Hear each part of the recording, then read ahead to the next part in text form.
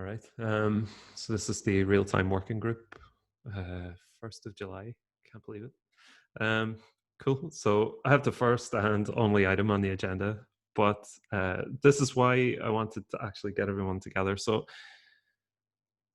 I kind of think that we could possibly shift the focus of the working group to support self-hosting customers with small clusters or single instance deployments of GitLab, and focus on delivering the feature for them, or delivering a feature for them, or even just supporting them from first principles until the Kubernetes work is complete. The way I see this, like, it would be the same as if we delivered any feature. In order to consider it shipped, we would have to either remove the feature flag and find a different way to conditionally show this feature, or retain the feature flag defaulted to on. Either way, we'll still have to conditionally show the feature. That's a lot easier if we support only the only embedded action cable, because we can just do a check to see if it's enabled. If it's enabled, we show the feature. If it's not, we don't. The obvious drawbacks, I guess, are that we won't be able to dogfood this yet on .com, because we're not a small cluster or a single instance. So yeah, that's the fallback. But I've put in the agenda that there are a couple of ways we can mitigate that and plan for the future. But the point is, we don't have to. Like, we can defer that decision to later. And we could even exit the working group in a phase 1, and then in phase 2 come back and look at supporting larger deployments. We could even focus on creating more features on this basis. And we could revisit the idea of having a non-production environment deployment of this, like, so long as that environment isn't managed with Kubernetes, I guess, or has a little spare resources. The only downside I can see to this is, we don't get to dogfood it yet, and we're somewhat building it blind if we don't have a non-production environment to test on. But I don't see that as actually, there's precedent for that, in that we don't dogfood everything, although we aspire to. And we will dogfood this. It's just blocked by the fact that we're trying to dogfood something else, which is cloud native deployments and Kubernetes. So yeah, like, I'd like to get everyone's thoughts on whether we've kind of pivot towards doing that as a way to deliver something to some customers. Hey, I wish Henry was here to confirm or refute that. But my impression was that in the latest implementation, he's actually using that approach. So I want to say, I looked at an MR where there is a setting now in Omnibus, which is disabled by default. But if you were to enable it, it would run. So it would allow you to choose you between embedded or a dedicated action cable deployment. And the default, my understanding is to run it embedded. So my understanding is that it is the current approach already. That said, that's a whole dogfooding thing. I haven't been at the company long enough really to have a solid opinion on this, but we just had it was during the team planning meeting that it came up. We just had a story, or like an epic basically, come up where it was exactly kind of like the fallout of this, where in the past we had a similar project where we decided to not dogfood it, and kind of said, okay, well, it only works for, I don't know if it was just single node, but it was more for like on-premise installations. And now we have a customer complaining that it does not scale to their demands, because they run a fairly large GitLab deployment. Not quite as large as .com, but like large enough for this feature to fall over. So yeah, so yeah, there's definitely precedent, but also the unpleasant kind, in the sense that now we have to go back and in hindsight try to make this work on .com, where and I haven't looked at this in detail yet. It's just the question then comes up, does this need a full like redesign of the feature, because like it was just not built with .com in mind. So that would be my only concern about not dogfooding it. That said, though, I mean, we have thought about it quite a bit, and we kind of know what the path forward would be for .com. So I guess like I wouldn't be like too fussed about this one. So yeah, I don't know. I guess it's not really a straight out answer, but I guess there's pros and cons for So I probably should have said that at the beginning. Heinrich has been working on this. It was rolled back because there was a production incident, but we're still planning to ship support for both standalone and embedded. But I kind of think we just focus on embedded for now, and we mentioned that in the documentation when we launch this, that we simply say, hey, look, it's only for single instance small clusters with a little extra memory overhead. And yeah, I mean, I take your point on that, but we're reducing risk by allowing a customer to simply switch it off and still supporting the legacy behavior, which is just to do nothing anyway. No, it's a really good point, especially since it's not a feature that you absolutely must have, right, to run GitLab. Like you would still be able to perfectly run GitLab and everything, a feature of it. So it's not like it would block any kind of workflow that you have. So that's good. Yeah, so I agree the risk would be much less here. Yeah, the implications are just that you would have the exact same behavior that everybody else has on .com if you switch it off.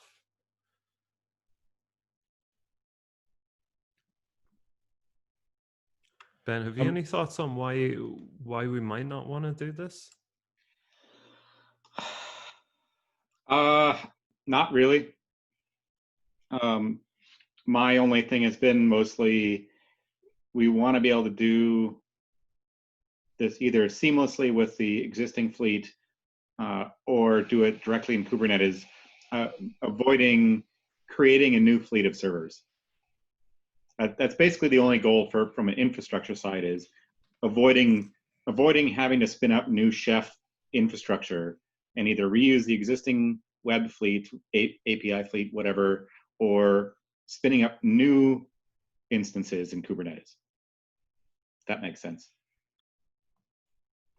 Yeah, and I think, like, Matthias, you can correct me here, I think, but the memory implications of this, like, were quite slim if we run it embedded. Yeah, yes, exactly. It was actually my favorite option to begin with, because it allowed us to iterate very quickly, because it does not affect the actual application logic or how you would implement the actual feature. And it's exactly, the overhead was very small. It's easy to test in that way. It's just like early on, we were thinking with .com in mind, and we wouldn't want to deploy it to .com as embedded, because that would just like, you would serve two entirely different workloads from the same nodes in production, and that's just not a good idea for a lot of reasons. So that's why we kind of maybe even prematurely like said we don't want to do this at all, and then we kind of like dialed that back a little bit because like all the other approaches we looked at were quite difficult or involved if you wanted to get memory requirements down while still being able to run dedicated nodes. So so I think actually if we want to ship something quickly, even if it's just a self-managed, this sounds like a sensible approach. Cool. That sounds good. Then I'm going to make an update to the working group page to reflect that that's our goal now, if everyone's happy with it, and I'll copy everyone in the MR so you have a chance to think about it and object if you come up with anything. My only feedback is like, is that the goal, or is that just a step? It's just a step. Yeah, it's just a step. And I asked this like next. I'm not opposed to it. I'll let the engineers make the decisions, but why? And it might be a dumb question, but why are we blocked in the first place? It's not a dumb question. The answer is like, I guess we're behind the migration of Sidekick in the queue of work that the delivery team have. So, we can't do it.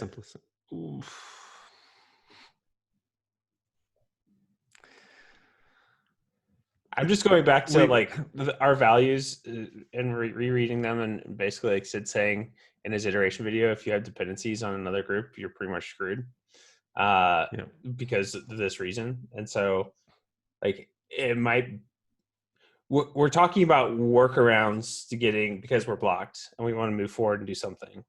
And I I almost would argue that instead of shipping something, like have Heinrich or whoever is working on this become less dependent on delivery. That's my only And position. we did start doing that. So like in the containerization work, for example, we were looking at Helm charts as a group as well. But we're still dependent on that group, even if we do the work ourselves. Does that make sense? So it's still going to be extremely slow. And this is a chance we could continue to do that, but this is a chance to actually get something to a subset of customers. Yeah. And just the way I think about it too is like, are we going to have to do rework when we want to get it to .com?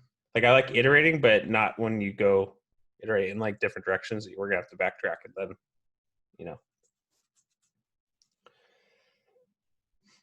Yeah, that was exactly my concern with past features I had noticed. Went through this difficult cycle where we decided to ship a smaller version that only worked for self-managed. And then the plan was to ultimately run it on .com, but then the priorities shifted, right? So, excuse me, and it was never done. And then we realized, oh, it doesn't actually work on .com. Here, I'm less concerned about this because the change is actually quite small. The Action Cable already, so we use Action Cable, right, for this. And it already has support for running either a dedicated node or run in embedded mode, and it does not change the way you write the application, really. I mean, there might be some subtleties that I'm unaware of, to be honest, because I haven't worked on the implementation. That was mostly Henry's, but I don't think we would look at having to rewrite half of it just because we want to run Action Cable in a dedicated server mode. So I'm not too concerned about that. If that's what you meant, like that we, in terms of backtracking, like having to redo a bunch of work. I don't really see it happening. Yeah. Okay.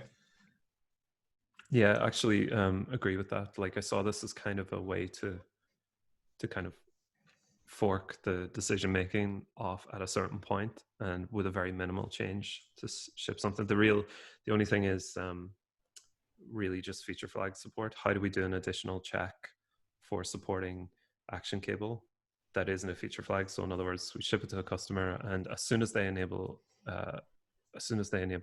Action Cable on their servers, they get the feature. And that's the only difference. And then in future, we would have to. There's no way, I don't think, to detect that they're running a standalone Action Cable server. So you would have to put an additional configuration value in, but that's not changing work. It's just a new piece of work, and it's very small. We're going to have to do that anyways to be able to turn Action Cable on and off or throttle it or whatever for the smaller instances like Raspberry Pis and stuff that don't have enough memory to run it. So, and that makes sense to me. So yeah, that's what I say. Like, I'm not opposed to this. I just would also say, like, how can we become less dependent on delivery? Because I have a feeling what are we migrating? We're migrating from Sidekick to what? We're migrating Sidekick from I guess it must be a VM to being managed through Kubernetes. Okay. And could you, what I don't fully understand is how, so that's part of the containerization epic, right? Containerization work being done in general, or the migration to Kubernetes. But why Sidekick specifically? That's what I don't really understand that because I guess, like, how is the WebSocket work based? How does it depend on Sidekick? That's not totally clear to me. My understanding of it is that it was just chosen as the first thing to be migrated. It doesn't have so many like dependent services. Like it doesn't run a web service or anything, so you can kind of deploy it in isolation. By contrast, WebSockets, require a full web service. Okay, so it's more about Nginx all the and machinery that we need services. anyway to put, for any of the work to happen. And Sidekick was just chosen to be the first thing, for lack of better words, to migrate over. So as a proof of concept, and once we know that's done and that's working, then we have all the machinery in place to migrate whatever's next, which might be Action Cable. Exactly, yeah. And Yeah, I okay. believe it is WebSockets is next on their Okay. roadmap. But I asked Marin, and he mentioned 13.3. They might get Sidekick finished. That brings us nearly into September. So if we take some of these jobs like the Helm charts and we can make some progress, we can maybe speed that up when they do start it. But realistically, are we going to get all that done anyway by September? And do we really want to wait to give customer feedback on features when we could unblock other people who might want to, even just expand simple features like other parts of the sidebar, and to be able to release those to customers and get feedback.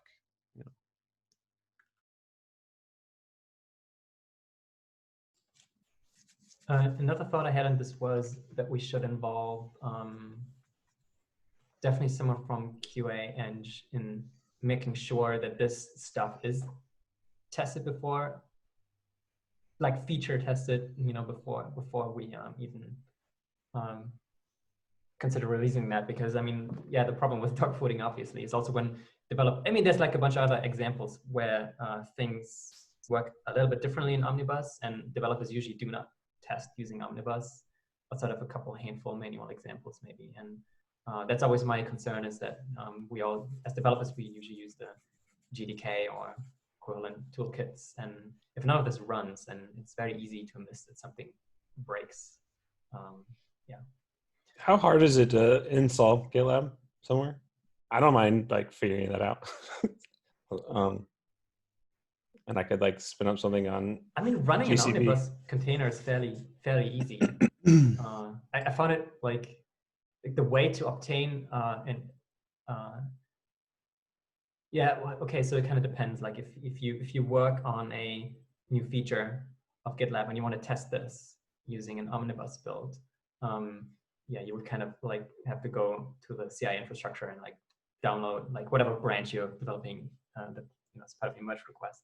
You would have to have a job build your custom Omnibus image, and then pull that image and run a container to test that. That's my workflow anyway. So it's actually not super straightforward, but it's much more straightforward for anything that's already on master. So it's already kind of done, considered.